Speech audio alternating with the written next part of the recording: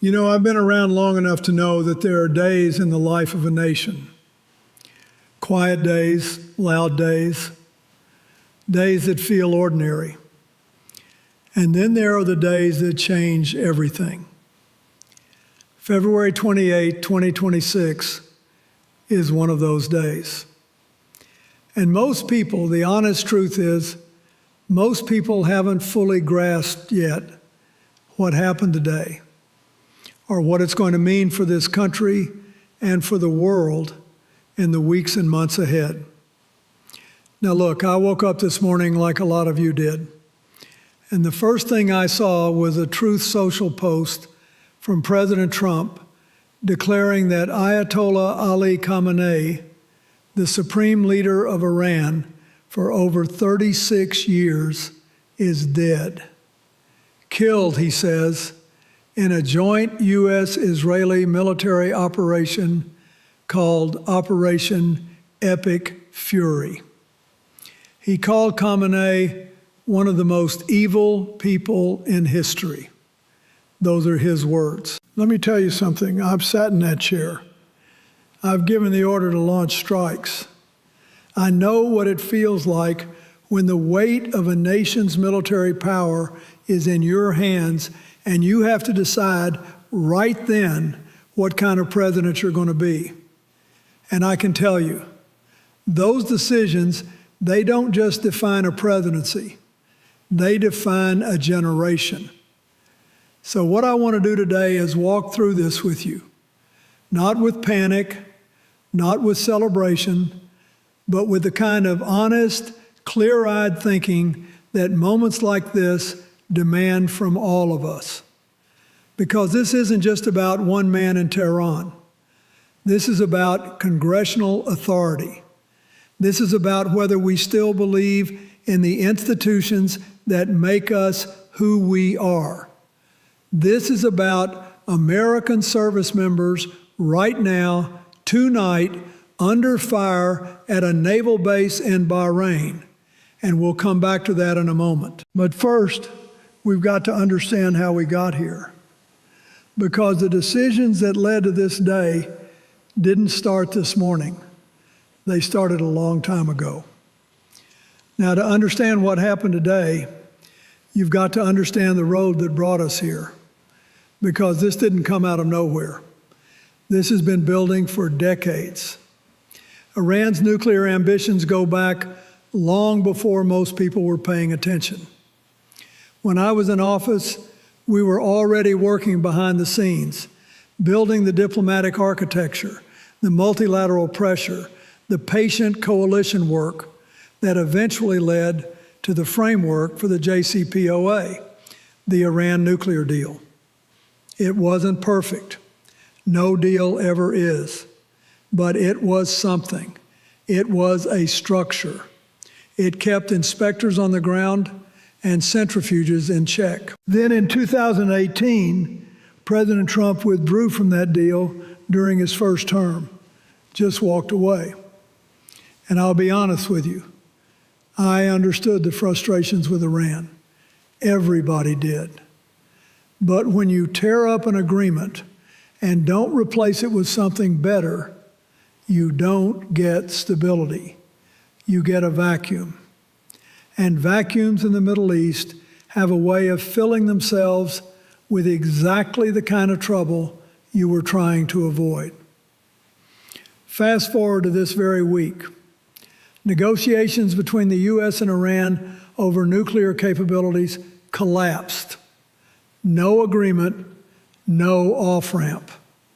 And just last June, President Trump ordered strikes and told the American people he had completely and totally obliterated Iran's nuclear program.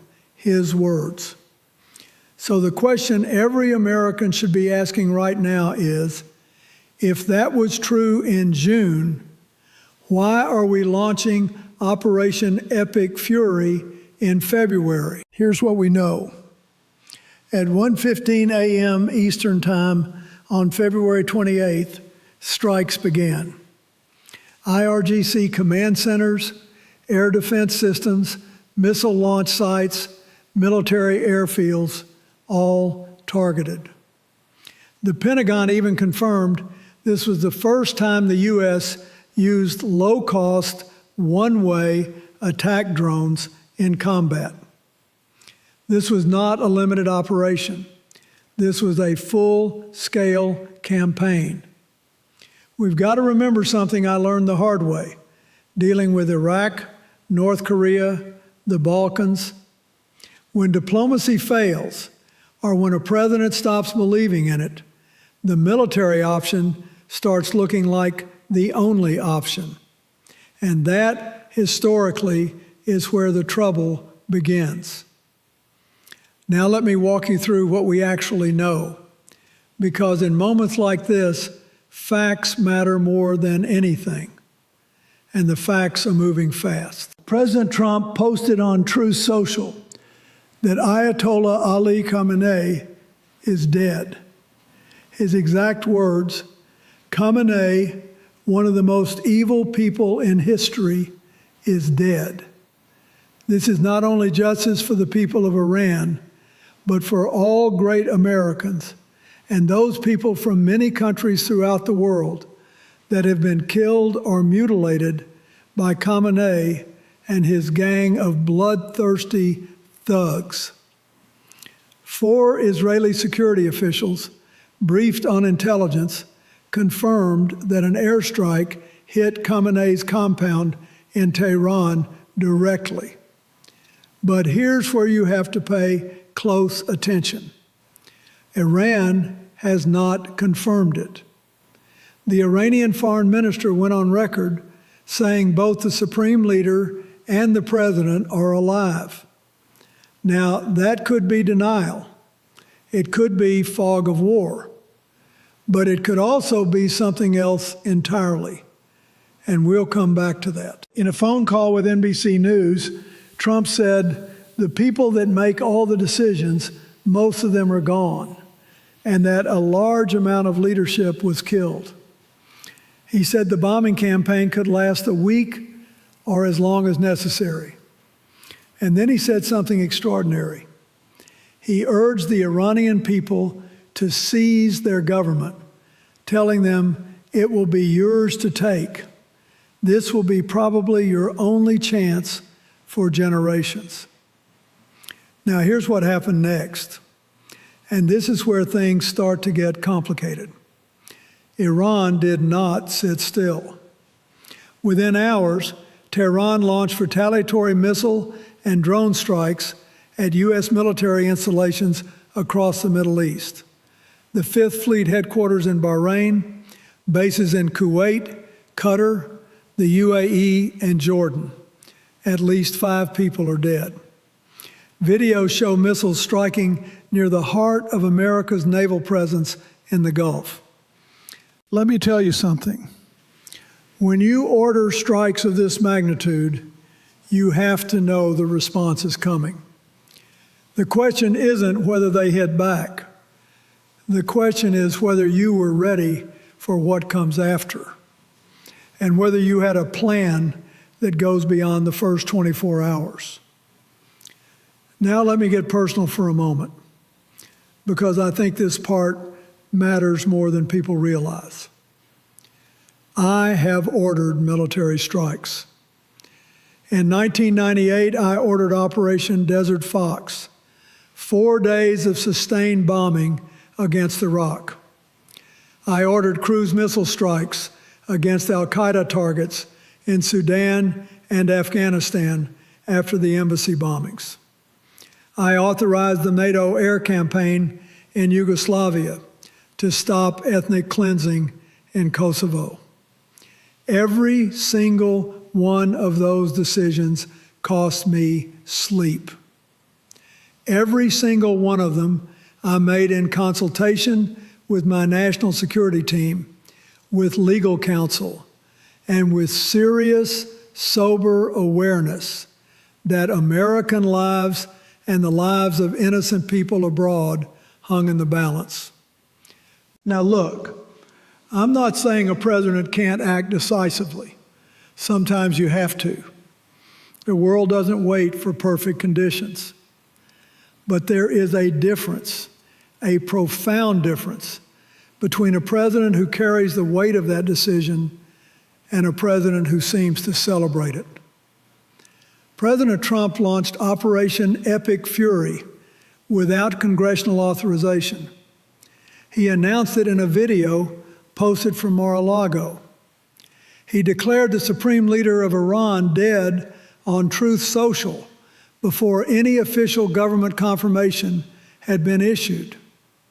And in his phone call with NBC News, when asked about Iran's next leader, he joked, and I want you to hear this, he said that at some point the Iranians would be calling me to ask who I'd like, and added he was only being a little sarcastic. Let me tell you something. When you are the President of the United States and you have just ordered the killing of a foreign head of state, sarcasm is not an option. That is not a moment for showmanship. That is a moment that demands gravity, precision, and the kind of moral seriousness that tells the world and your own citizens that this was a last resort, not a first instinct. And then there's the call for regime change. The President of the United States went on social media and told the Iranian people to seize their government. Now, I understand the impulse. The Iranian people have suffered enormously under that regime. The protests of 2022, the courage of young Iranian women, that was real, and it mattered. But we learned something in 2003 that we should never forget. We toppled Saddam Hussein. We decapitated the Iraqi regime. And what followed was not democracy. It was a decade of blood, sectarian warfare, the rise of ISIS, hundreds of thousands dead, trillions of dollars spent, and a region more unstable than before we went in. Decapitating a regime without a plan for what comes next is not victory. It's the beginning of chaos. And urging a population to overthrow their government via a social media post while your bombs are still falling, that's not liberation.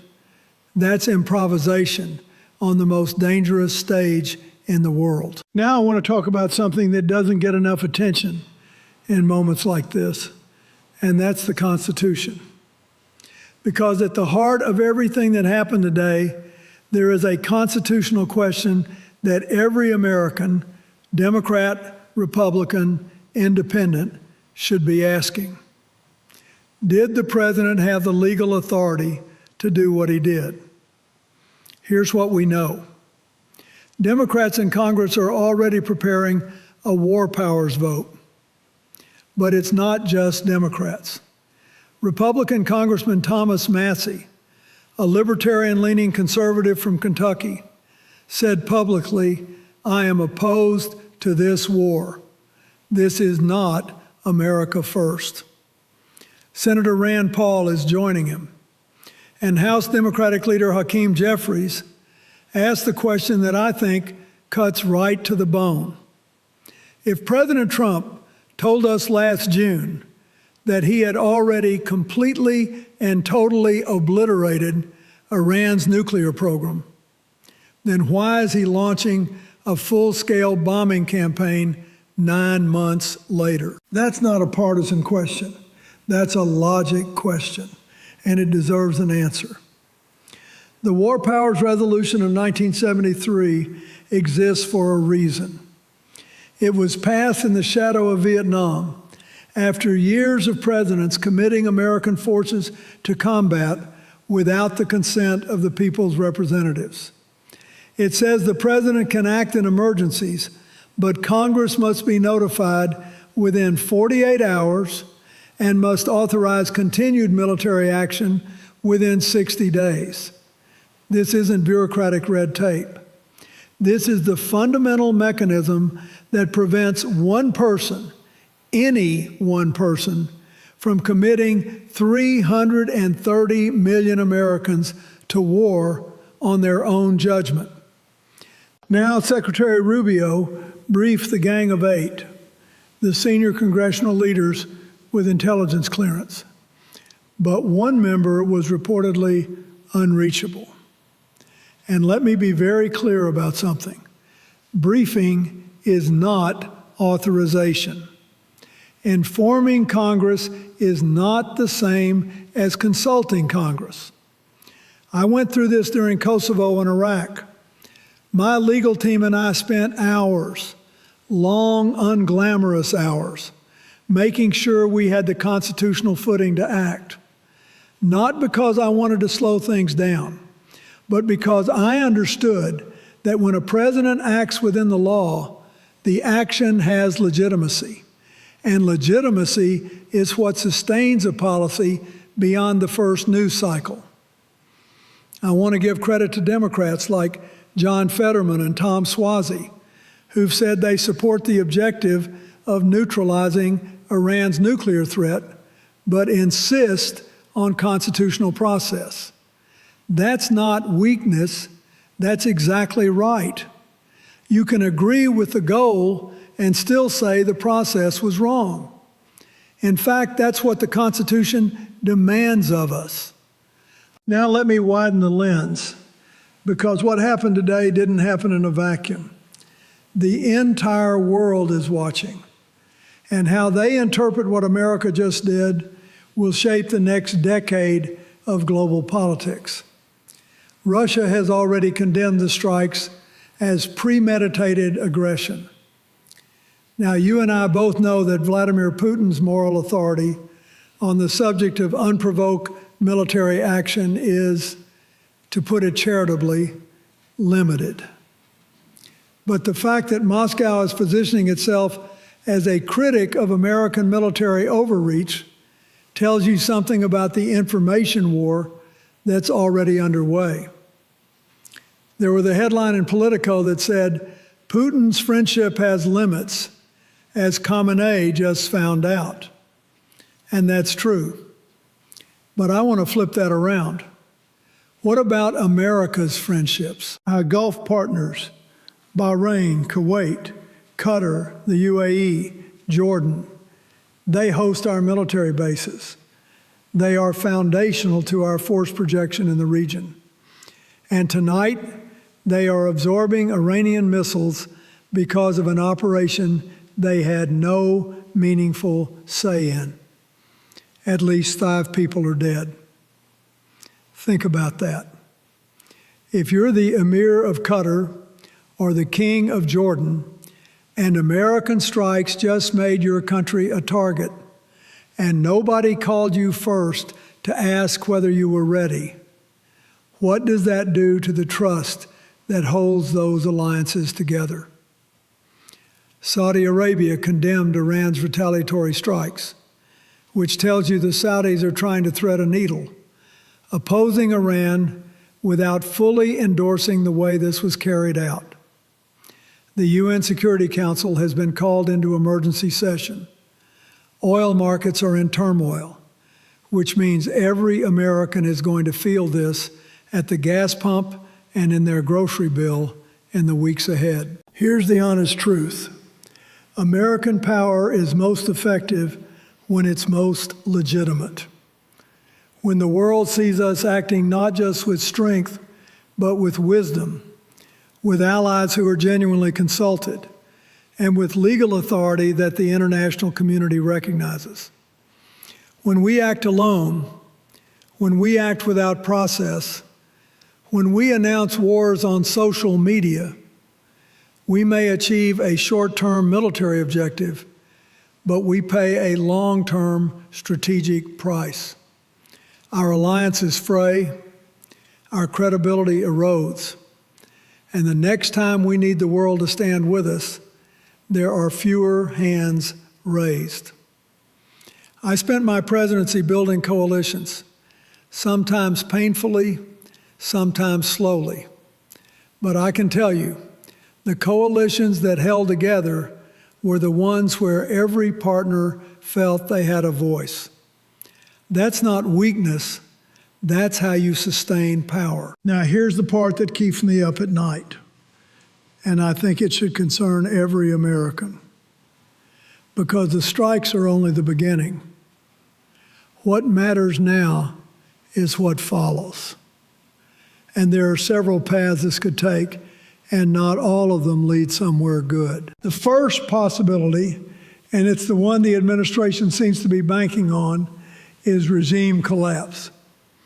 If Khamenei is truly dead and a large portion of Iran's senior leadership has been eliminated, then Iran faces a succession crisis unlike anything in its modern history. Reports suggest Khamenei had designated Ali Larijani as a contingency leader. But the IRGC, the Revolutionary Guard, has its own power centers. Hardline clerics will have their candidates. Reformists, to the extent any survive, will try to stake a claim. And when you have multiple armed factions competing for control of a country with nuclear knowledge, ballistic missile technology, and proxy networks across 4 countries, that is not liberation. That is a powder keg. I keep coming back to Iraq. We toppled Saddam. We were told we'd be greeted as liberators. And what followed was not democracy. It was a decade of blood, the rise of ISIS, and a region more fractured than before. I pray that's not what happens in Iran. But hope is not a strategy. The second possibility is that the regime doesn't collapse, it consolidates. Khamenei becomes a martyr. The hardliners rally. The IRGC tightens its grip. And Iran's proxy networks, whatever remains of Hezbollah, the Houthis in Yemen, militia groups in Iraq and Syria, activate fully. We're not talking about one conflict anymore. We're talking about a multi-front regional war that could drag in American forces for years. The third possibility, and the one I hold out hope for, is a negotiated off-ramp. That somewhere in Tehran and somewhere in Washington, there are rational actors who understand that escalation leads nowhere good and who are willing to do the hard, quiet, unglamorous work of finding a way to step back from the brink. That kind of diplomacy doesn't make for good social media posts, but it's the only thing that actually saves lives. President Trump said the operation is already a success and that it would take them years to rebuild. I've heard presidents say things like that before. The question isn't whether you can destroy something. The question is whether you can build something better in its place. And right now, I haven't heard an answer to that question. Let me close with this. I am not going to stand here and pretend that Ayatollah Khamenei's regime was anything other than what it was: brutal, repressive, hostile to its own people and to the world. Iran's nuclear ambitions were real. The threat was serious. And I give credit to the men and women in uniform and in intelligence who executed this operation with extraordinary precision, and to the coordination with Israel, which was clearly significant. But the measure of a great nation isn't just whether it can eliminate its enemies. It's whether it can do so in a way that makes the world more stable, more lawful, and more just. And that's where I have questions, serious questions. Tonight, there are young Americans in uniform at that naval base in Bahrain, kids from Ohio and Georgia and California, who are under missile fire because of decisions made in the last 72 hours. They didn't get a vote. They didn't get consulted. They serve because they believe in this country, and they deserve leaders who exhaust every option before putting them in harm's way. And I think about the Iranian people, millions of them, young people, women, students, have risked their lives protesting that regime. The 2022 uprising, the Woman Life Freedom Movement, that was their courage, their blood. They deserve self-determination. They deserve the right to choose their own future. But self-determination means exactly that. It comes from within. It is not regime change imposed from the outside at 1:15 in the morning by another country's bombs. So here's what I'm asking of every American tonight. I'm asking you to pay attention. I'm asking Congress, both parties, to assert its constitutional role, not next month, now. I'm asking the administration to present a plan, not a social media post, a plan for what comes after the bombs stop falling. And I'm asking all of us to remember that democracy is not a spectator sport. It requires every single one of us to stay engaged, stay informed, and hold our leaders to the highest standard, especially when the stakes are life and death. We've been through hard days before. We've made mistakes before. But America at its best has always found a way to correct course, not because our leaders are perfect, but because our people demand better. That's the thing about this country. The power was never really in the Oval Office. It was always with you. God bless the men and women in uniform.